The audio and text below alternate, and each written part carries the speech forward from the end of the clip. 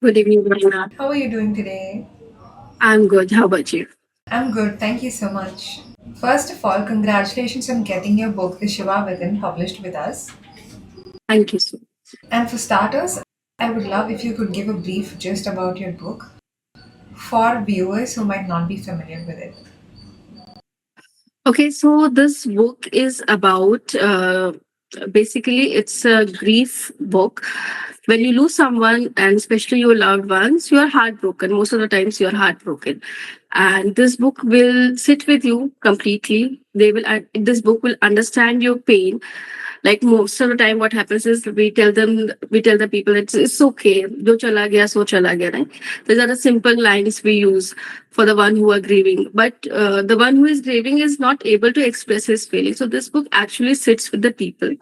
This book will understand your pain. This will not tell you ki aisa karo waisa karo. No, I say I'm simply here to understand what you're feeling, and I'll give you some simple things how you can become a better person once you finish this book.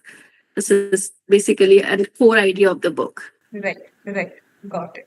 So I also went through the book a little bit and I figured that you used Lord Shiva as a symbolism for a person who's going through grief. Is Yeah. that correct? So I wanted to ask you, how did you arrive at that idea of connecting Shiva with grief?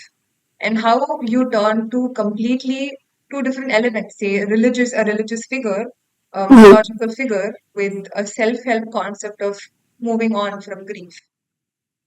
Okay, so I wrote this book when I lost my father, and one day, like most of us, what happens is you are angry. You are angry with yourself, or you are angry with the God. So when you're angry, you ask many questions, and you have multiple questions in your mind. Why this happened with me? Why only me? Why I was the only victim of this whole thing? So while I was searching for this, and because my father was a great devotee of Lord Shiva, so this the idea came into my like mind that okay, so Lord Krishna also had to live, and he did not get Radha ji in his life, and same with the Lord Shiva.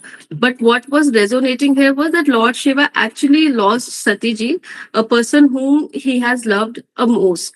So this is not basically a religious book. This is a book where we can take inspiration how Lord Shiva actually became a better person, transformed himself because he is a Lord of transformation also.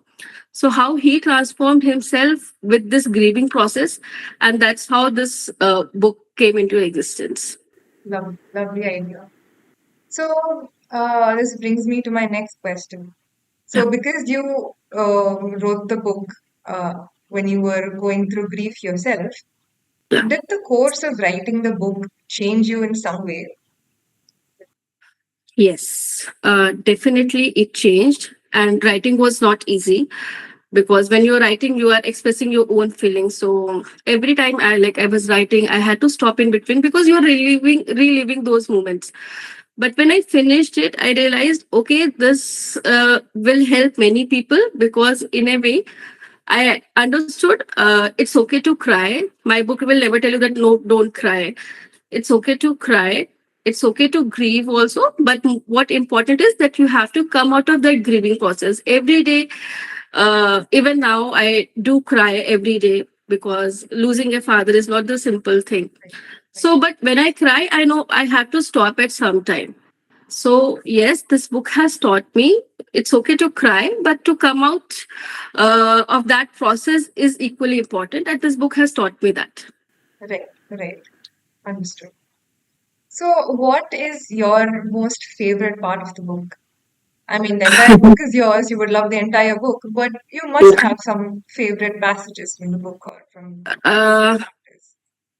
there is, in the starting only, there is a passage where I talked about, okay, everything is moving. When this news arrive, everything is moving. And, but the word stops only for you. That phone call and everything is there, but when you lose a person, you are there, you're stuck in that moment, and everything else is moving around you. So that expression is like very like close to me. Right, right. Understood, understood. So, How did you arrive at the title for your book? What was the process for that? Okay, so basically, when we talk about Lord Shiva or any of the god in our Hinduism, we take four aspects of any god. First is we see him as an idol, like we see go to the temple, we see him as idol.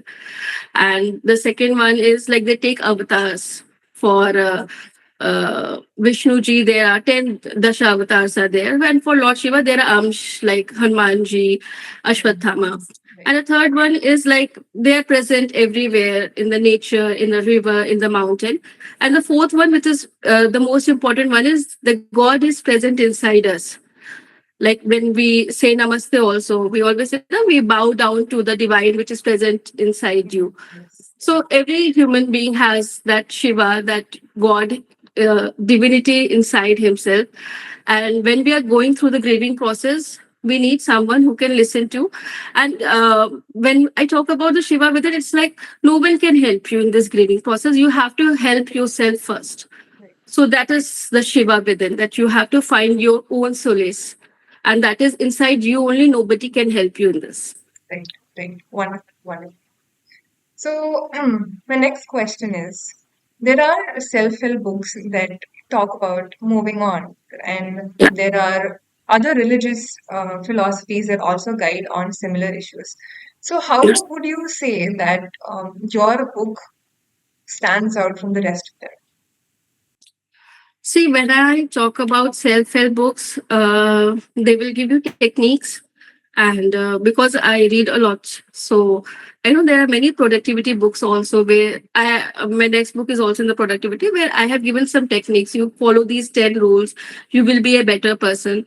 But this book only talks about what you're feeling, and this will sit with you. As I said in the starting, also, this book will sit with your pain, and this will not give you any of the mantras, do this, do that.